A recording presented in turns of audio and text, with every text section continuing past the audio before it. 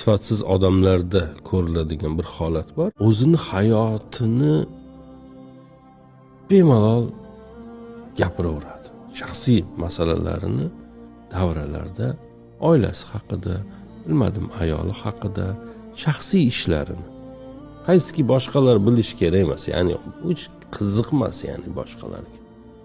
Suhbatlarning mavzusi u narsalar bo'lish kerak emas. O'ta ruslar sugubalishniy deydi, o'ta maxfiy, o'ta shaxsiy masalalarni ham qo'rqmasdan gapirishaveradi.